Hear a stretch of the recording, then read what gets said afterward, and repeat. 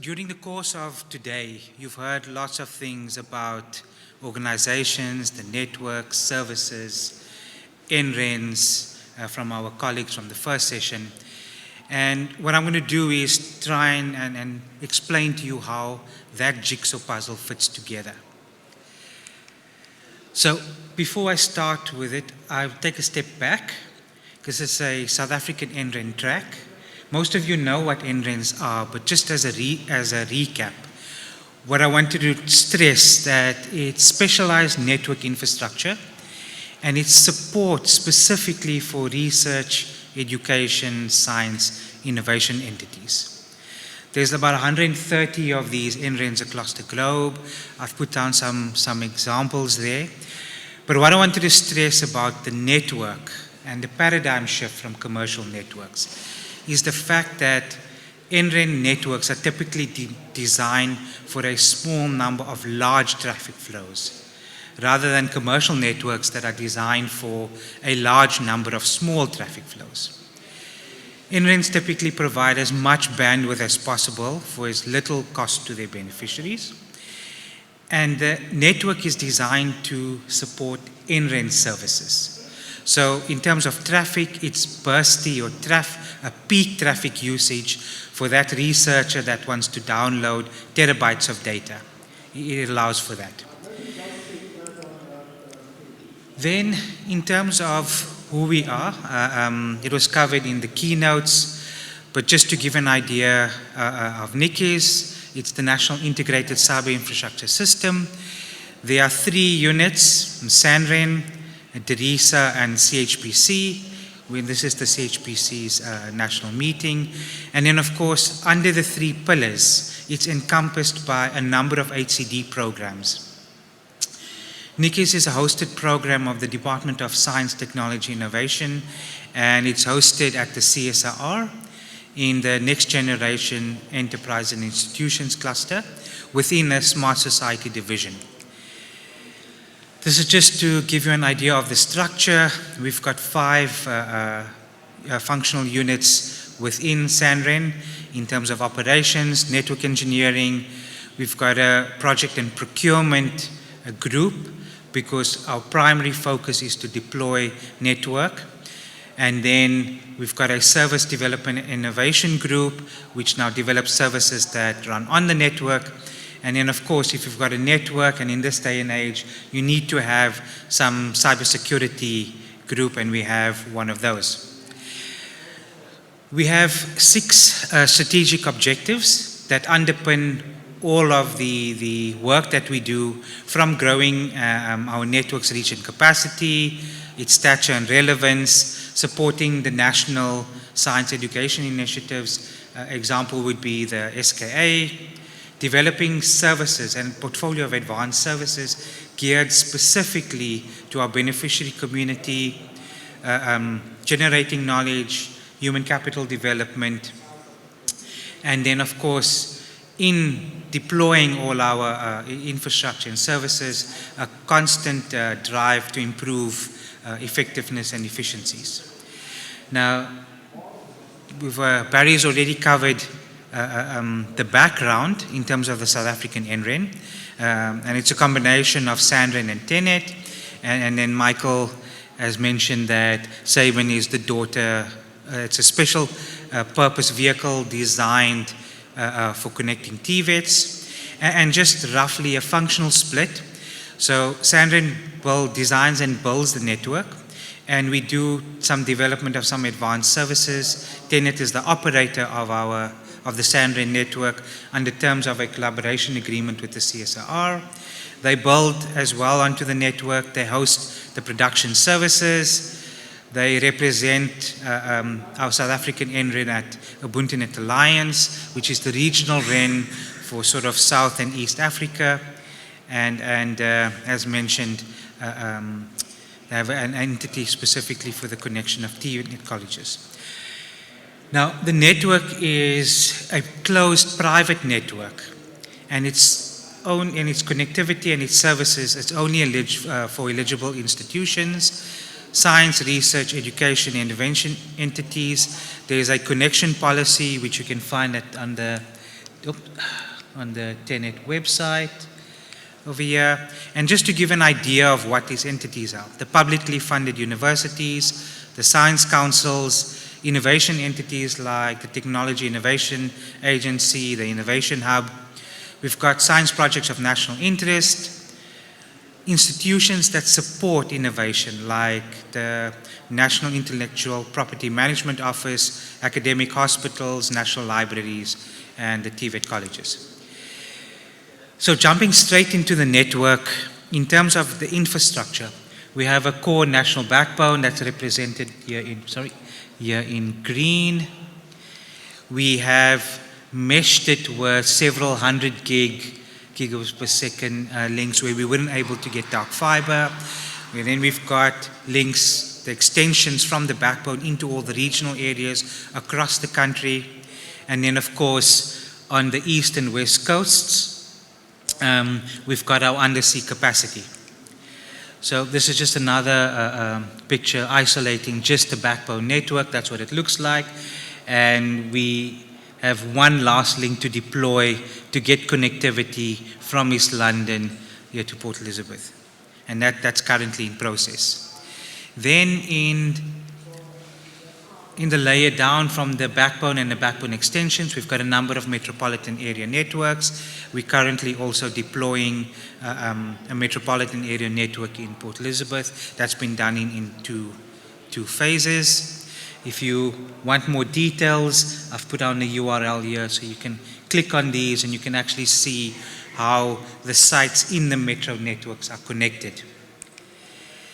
Then in terms of our international capacity, we've got capacity on the east and west coast. We've got access to 5 cables, WAX and SAT3 on the west coast, EASY and SEACOM on the east coast, and then we've got a link made up of a collaboration with WAX here, SACS, and then Monet up to the US. So when we had these dual failures that happened on the east coast, so somewhere around here, I think.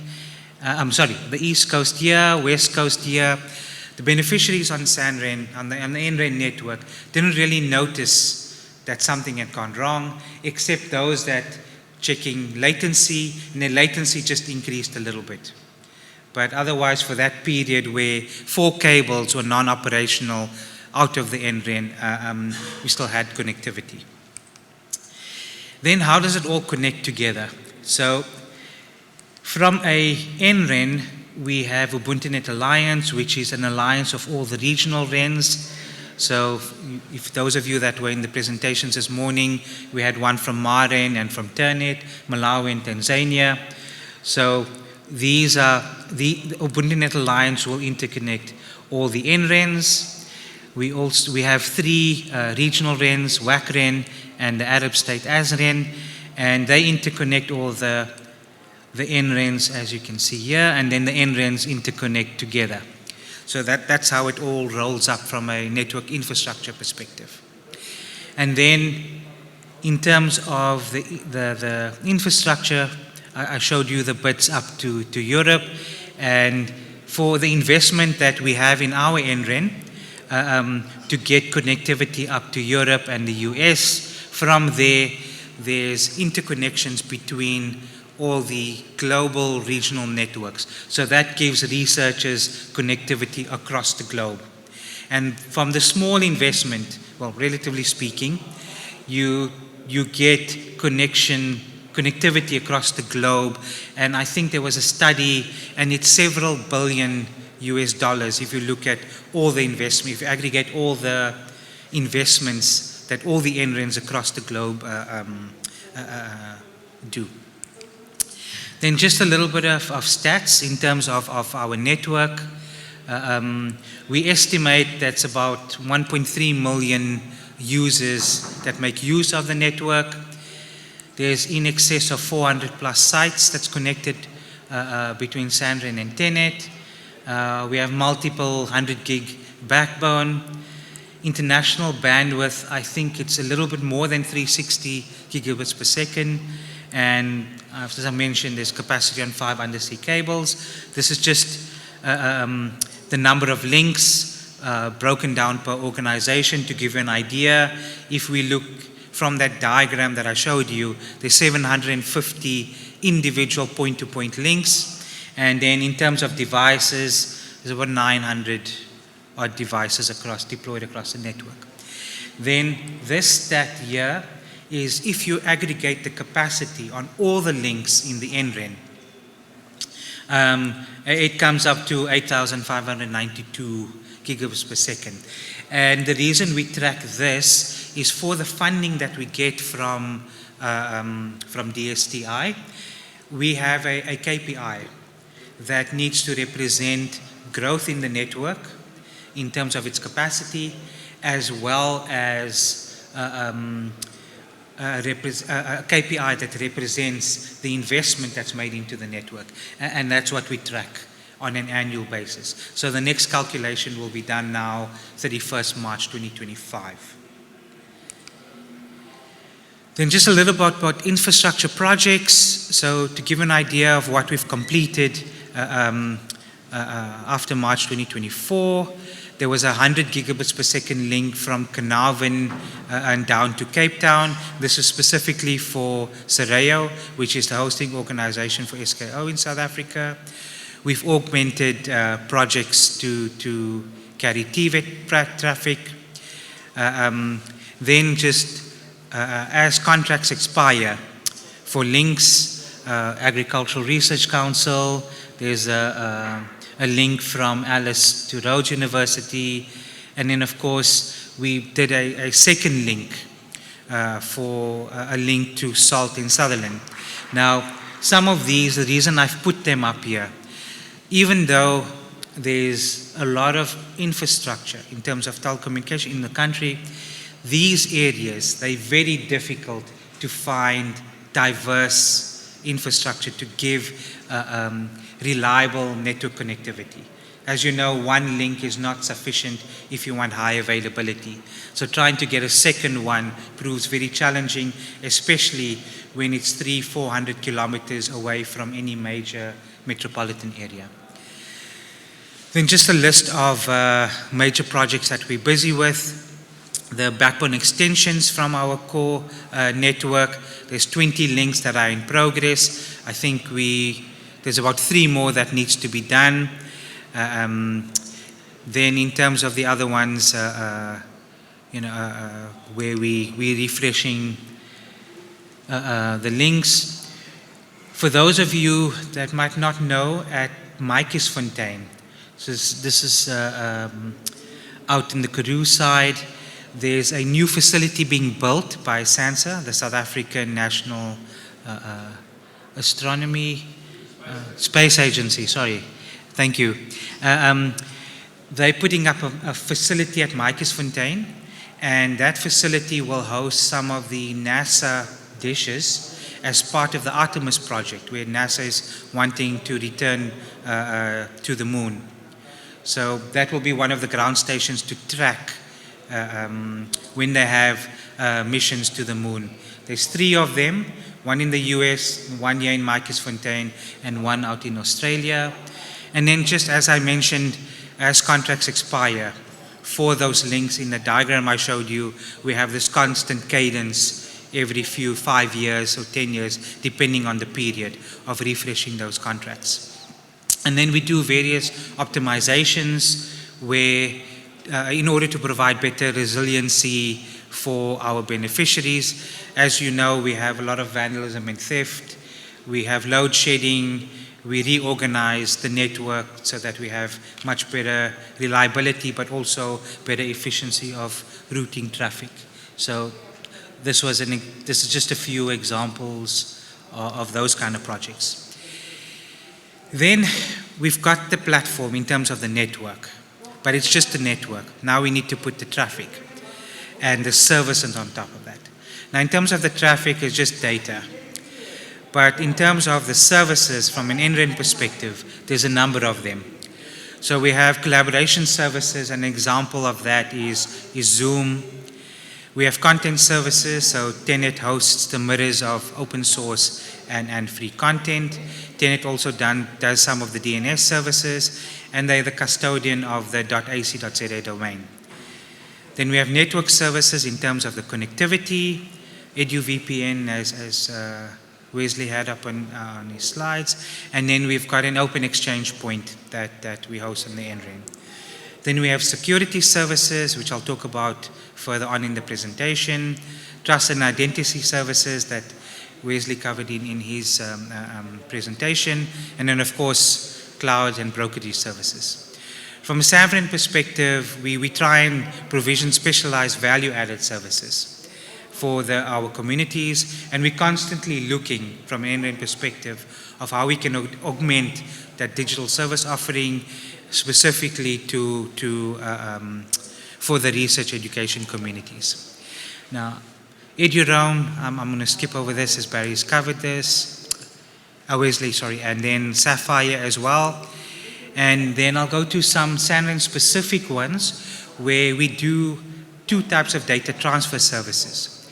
So for files up to about 100 gig, we have a tool called File Sender, which Tuso sitting at the back there looks after. And then for data that you want to move above, we're talking about gigabytes or even many terabytes of data. We've deployed specialized data transfer nodes so that we have a fast and more efficient way to move the data. So as you know, TCP/IP is not really designed to move large amounts of data. So this is a tool. These are specialized hardware nodes. They run Globus software. And for those that want to access the service, sorry, I've put down the contact details of our PERT team. You'll send them a mail and they will guide you through the process of getting access to the specialized nodes.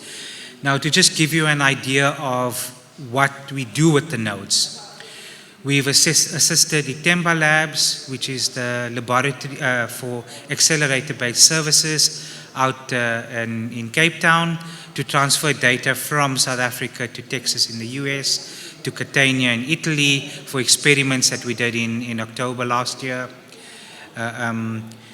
We've helped UCT, the University of Cape Town, to move data, to get data from Berkeley in the US. I spoke about, I've got here on participation in the supercomputing demo of 2023, but we've also participated in the 2024 one, which just happened last week. So there, basically, we participated in Flood the Gates demo, where we try and fill up our link, the one that I showed you that goes to the US. And then in terms of our data transfer, we've been doing benchmarking tests.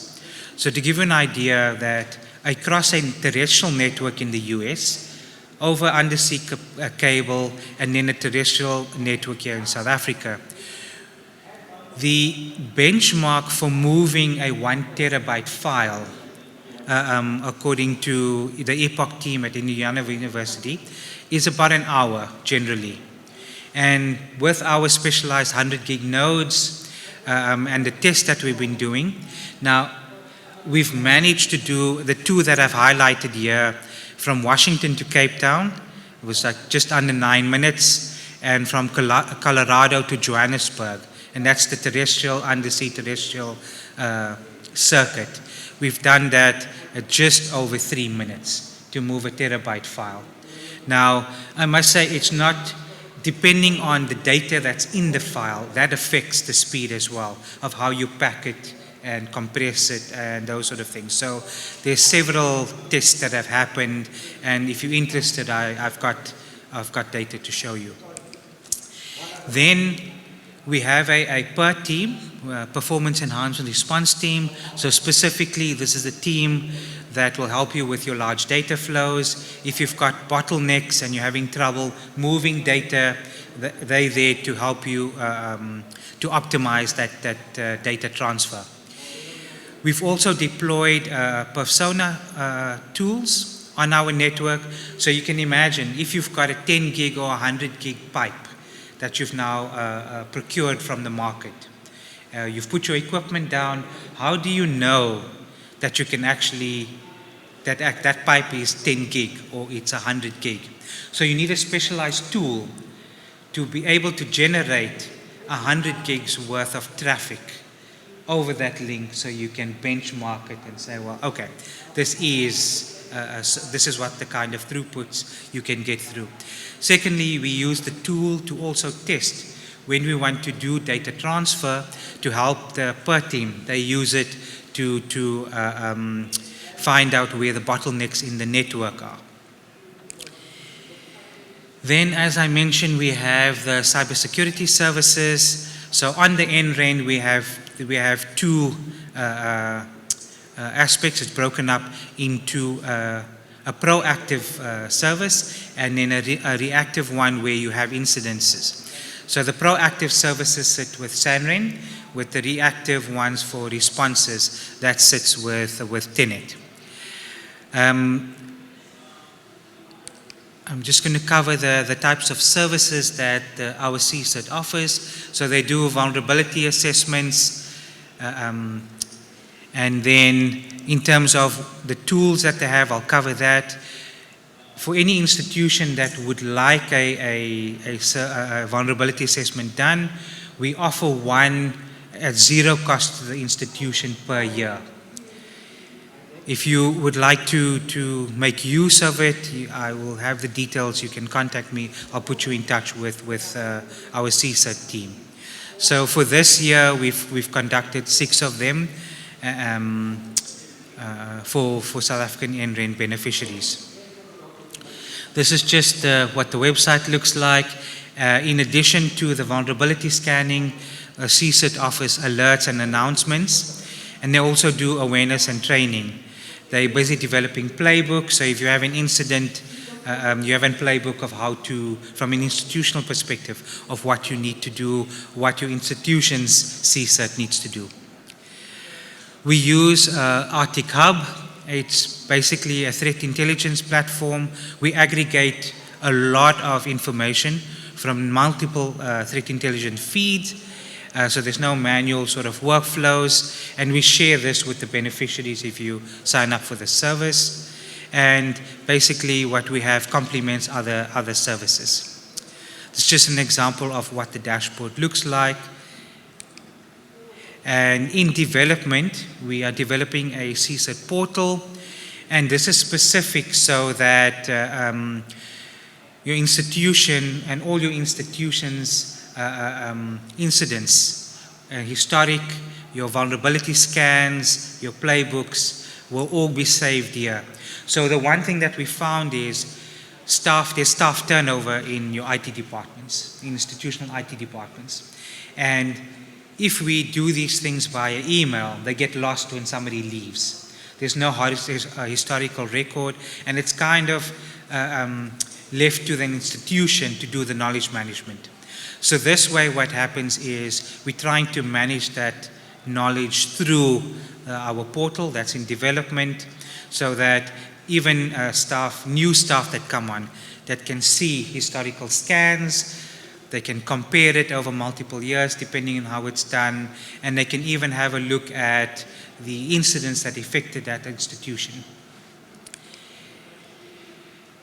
So one important thing that I do want to mention is at the institution, what's very important for us is to have the latest contact details for the institution and the security personnel.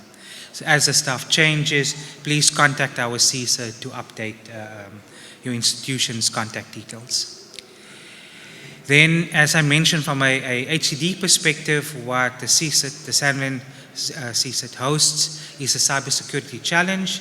It is taking place as we speak. For those of you that haven't been down where the challenges are happening, please come and visit. The team is there to explain to you what is actually happening. We're on our 8th hosting of the challenge. And basically during the competition, we've got 10 teams. that are finalists out of a number of qualification rounds throughout the year. It's an ethical hacking challenge environment, so capture the flag, and there's a number of challenges that they have to complete. On Wednesday, we are going to do an attack defend challenge. So it's a team versus team battle. So basically, what they do is the first 2 hours they'll get a server, it's got vulnerabilities. They have 2 hours to patch it. And then in the next 2 hours it's open and they have to defend their server while they attack the other team's servers. And then of course we've got a few specialist challenges that are facilitated by our sponsors. So this is just a pic of last year's challenge that was hosted at the Kruger Gate Hotel, and this is, I've just put some pics up of what's happening in this year's challenge.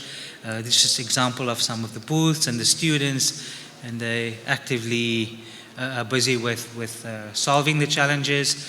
What we also had here is just, this is quite brain intensive. So maybe just a little bit more creative. There's physical locks, and if you want to try your hand at lock picking, please join us downstairs, and there's a few locks and you can try your hand at picking a lock. Then I'd also just like to acknowledge our sponsors. We would not be able to host the kind of competition that we have without the generous support of our sponsors. So thank you to them. This is just a list of all the public universities that are connected on SANREN, and then the science, innovation and research entities that are also connected. Then I just wanted to give an example of just one beneficiary community, and there's a number of those that we support, but in this case it's astronomy. So I spoke about SALT in Sutherland. Then there's Sereo in Carnarvon, Losberg area. Then at Hartebeeshoek, there's two institutions, Sereo as well as SANSA. They've got dishes there, they're on the network. And then this was the new facility that's being built at Maatjiesfontein. Then lastly, we have a number of collaborations and partnerships. You've heard from Tenet and Sabin. We also have collaborations with University South Africa, HETSA, which is the IT directors from the universities, Buntenet Alliance, which is the regional REN for Southeast Africa, and of course, the reason I put down Sereo is because that's a project of grand science that's being deployed. And then of course, just to wrap up, in terms of our future plans, we try and support the digitalization journey of our higher education environment.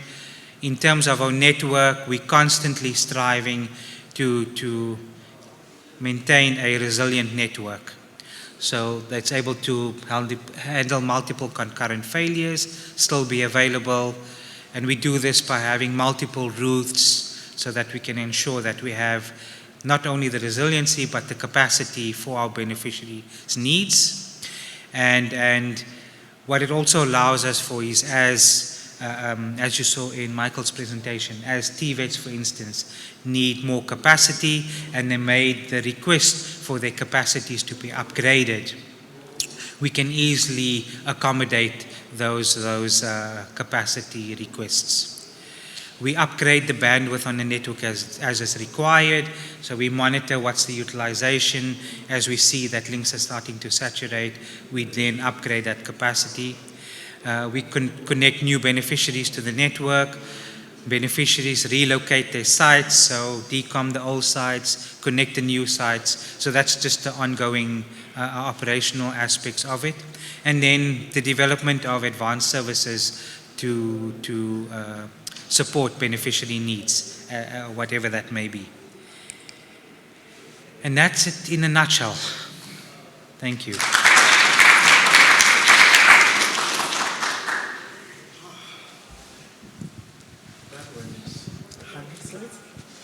100 slides. Okay, I'm happy to see that the room is still alive somewhat. Are there any questions for Ajay? In the absence of questions for Ajay, I'm going to time myself to 2 minutes to just give some closing remarks, and then this session will be adjourned. So my 2 minutes starts now. So firstly, I would like to thank our Executive Cluster Manager, Dr. Wakapa, for sitting through this session. In fact, these sessions today, some of them are so redundant and repetitive to him because he reads this information in our NGI motivations that are never ending. So thank you for sitting through the sessions with us. I just want to say my observations about NRENs in an African context. Of course, this does not paint every other country with the same brush, but there's a recurring theme that I seem to pick up each time we are talking about NRENs, particularly those from this continent. I will be specific with SADC because I don't know much about the other RNs, but I want to believe that my observations can be pretty much extrapolated to the rest of the continent. And those observations are that there is a recurring theme of the hurdle of awareness creation and a conducive regulatory space when it comes to NRENs. And this to me implies that either us as NRENs, we are not doing enough to get the message across to our political principals about the invaluable contribution that we have towards science advancement, or it could be them. Maybe they are not getting the message that we are trying to convey to them.